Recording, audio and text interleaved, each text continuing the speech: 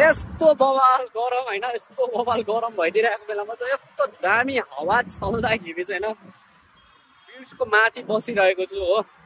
एकदम हुन्छ नि आउट अफ कन्ट्रीवाला फिलिङ आइदिन्छ क्या जहिले पनि म यो जग्गामा आउँछु होइन। हेर्नु बाल उडेको हेर्नु यस्तो बवाल हावा चल्दै होइन दामी। यतापट्टि झिल छ मुनिपट्टि होइन, यस्तो बवाल फिल भइदियो होइन। आनन्द भयो क्या, आनन्द हुन्छ नि, रमाइलो छ, रमाइलो सहर छ। यतिका सालसम्म यहाँ बस्यो, रमाइलो गरिरहेको छु है।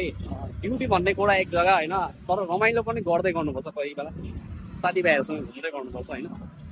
र यो नाइट आउटको भिडियोमा तपाईँले देख्नु भएको थियो होला, यहाँनिर मैले बोर्डिङहरू पनि गरेको थिएँ मुनि झिलमा। यहाँ मुनि चाहिँ पार्क छ अनि ब्रिज चाहिँ यही हो। दिउँसो चाहिँ बवाल भ्यू आउँछ, तर गरम ओभर छ है। पछाडिपट्टि न्यू सिटी होइन, यतापट्टि ब्याकग्राउन्डमा न्यू सिटी छ यतापट्टि होइन। न्यू सिटी तर्फ जाँदैछौँ हामी चाहिँ यति बेला। त्यहाँबाट गाडी पक्रेर चाहिँ हुसेन सागरतिर जाने हाम्रो प्लानिङ रहेको छ। ड्युटी छुट्टीको दिन हो, अलिकति रमाइलो गर्नु नै पर्छ होइन। त्यति बेलासम्म चाहिँ हस् त बिरालिन्छु। के सुनाइदिएको हेर्नु न बाबा, यहाँ जेले लाउन बिर्सेछ यार, स्वाग भइदिने। रमाइलो छ, साथीभाइहरूसँग आउनुभयो भने यति रमाइलो मजा आउँछ। यहाँ राति पनि मजा आउँछ, दिउँसो पनि मजा आउँछ।